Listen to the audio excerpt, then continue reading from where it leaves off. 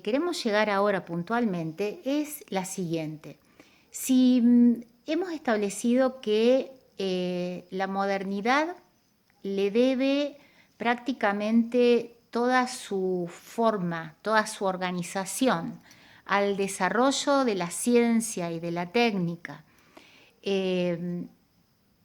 que por otro lado y al mismo tiempo, como un dato para nada menor, generó una autopercepción del hombre como un sujeto de poder que ha sentenciado a muerte a Dios.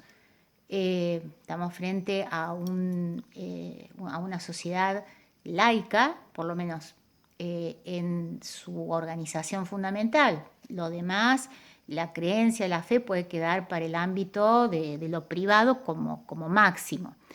Entonces, si estamos, decíamos, frente a una cosmovisión de la sociedad que debe ajustarse por exitosa, por progresista, al modelo de la ciencia, estamos frente a un proyecto de racionalización total de la sociedad. Este proyecto de la racionalización total de la sociedad es lo que pasa a la historia, justamente como les decía, como el proyecto moderno, que es un proyecto de ideas, un proyecto fundamentalmente filosófico. El proyecto moderno básicamente aspira a que la sociedad se organice en torno a la facultad racional, a la racionalidad, que fue tan exitosa en la eficacia del conocimiento científico. Una sociedad organizada racionalmente es una sociedad en la que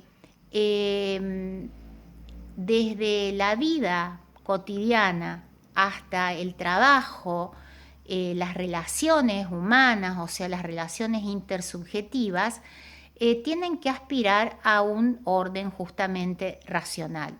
¿Eso qué significa? Significa incorporar a nuestros conceptos una oposición, es decir, la oposición que va entre lo racional y lo subjetivo, o lo objetivo y lo subjetivo. La hipótesis del proyecto moderno como un proyecto de un mundo mejor, de un mundo que facilite la vida del hombre sobre la tierra, que no padezca, miren lo que les voy a decir, ni los sufrimientos ni las pestes que padeció el medioevo, se los digo en plena pandemia de coronavirus. Bueno, ese proyecto justamente se puede llevar a cabo con la racionalización de las relaciones intersubjetivas, dejando de lado, como les decía, en esta oposición que se pone en juego, dejando de lado todos los rasgos de la subjetividad humana que tienen que ver con ¿qué? Con los sentimientos, con las emociones, con los sueños, con los ideales que respondan más bien a lo individual y que no serían funcionales para un proyecto de sociedad racional. ¿Por qué el proyecto de sociedad racional? Insisto mucho sobre esto. ¿Por qué el proyecto de racionalidad social? Porque si en la ciencia fue tan efectivo y produjo tantos avances en el conocimiento y tanto confort y bienestar al ser humano, el mismo resultado tendría que tener en la sociedad.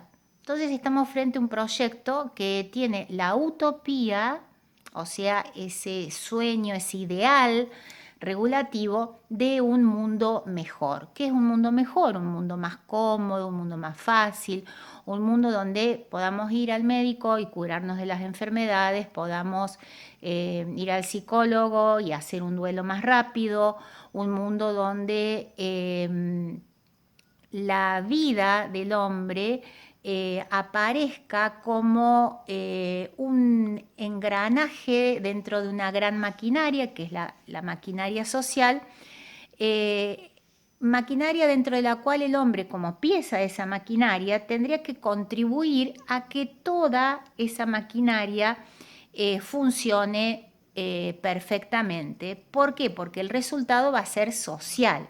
Es decir, si cada uno ocupa su lugar, digamos en la cinta de producción, en una empresa, en un banco, y hace bien su lugar, su rol, su especialidad, se supone que todo va a funcionar correctamente.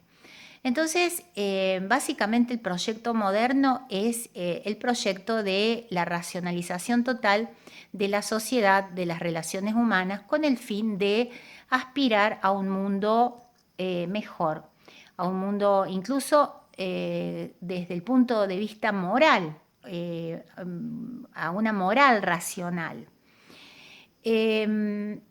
Bueno, aquí nos podemos preguntar cuál es el lugar, si es que lo tiene, la filosofía. ¿Cuál es el lugar del pensamiento y de toda la tradición cultural que traía Occidente? Bueno, van a ver que la respuesta a esta pregunta no es tan complicada. No es tan complicada porque la filosofía está sentenciada. La filosofía está sentenciada a ajustarse, como todo conocimiento, estamos hablando en particular de la filosofía, está sentenciada a ocuparse de cumplir con los requisitos que hacen que un conocimiento sea legítimo. Es decir, la filosofía tiene que pasar por los parámetros, los criterios o los métodos de cientificidad para poder ser considerada un conocimiento válido. Eso la compromete bastante, pero como vamos a ver sale bastante de pie. ¿Por qué digo que sale bastante de pie? Porque, y acá está lo interesante para comprender posteriormente el porqué de las distintas problemáticas que se plantea contemporáneamente la filosofía. Por un lado, la filosofía tiene dos salidas para no perecer. Imagínense Platón en la modernidad hablando del origen del alma a través del mito del carro alado. O sea, una cosa que muere antes de nacer, no tendría ningún tipo de credibilidad, sería un cuento, literatura, cualquier cosa, pero no conocimiento.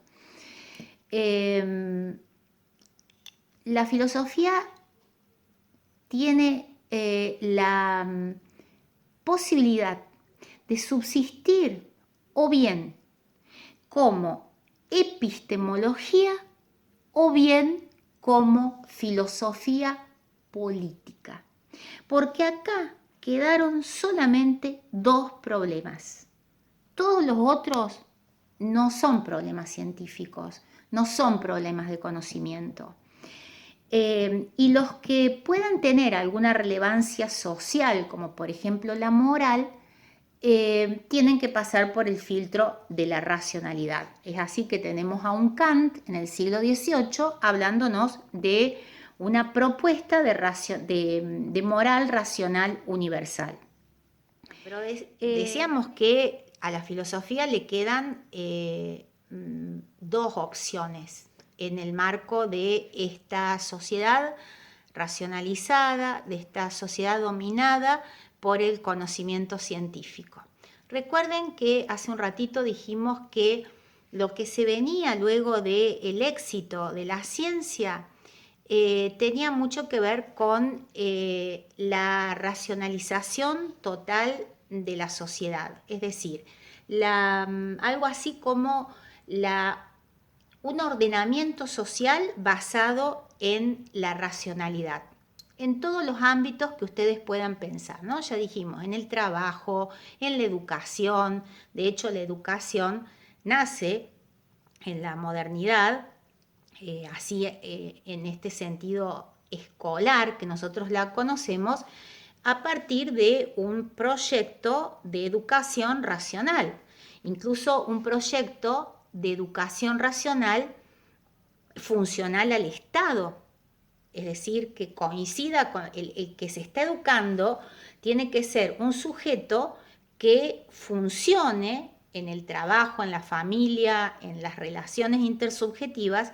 que funcione para que la maquinaria social de la que hablábamos hace un rato avance sin anomalías, ¿no? Un tema que después se va a tratar muy profundamente, como mínimo, en la filosofía Foucaultiana.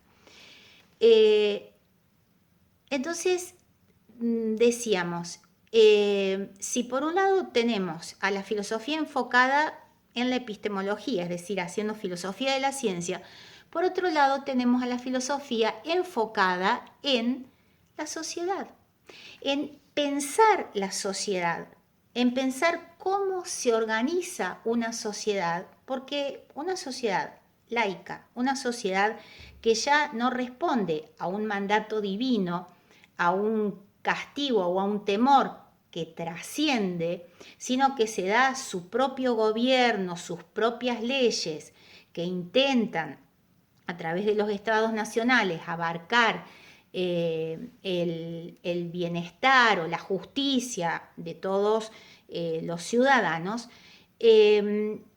bueno, hay que pensar en cuáles son los supuestos para organizar una sociedad de tal naturaleza. Y de eso se va a encargar justamente la filosofía en su versión de filosofía política. Podríamos decir que entonces estamos frente a una bifurcación, a un desdoblamiento que de todos modos tiene un vínculo sumamente importante y necesario, pero estamos frente a una bifurcación de la filosofía entre filosofía de la ciencia y filosofía política. Una se ocupa de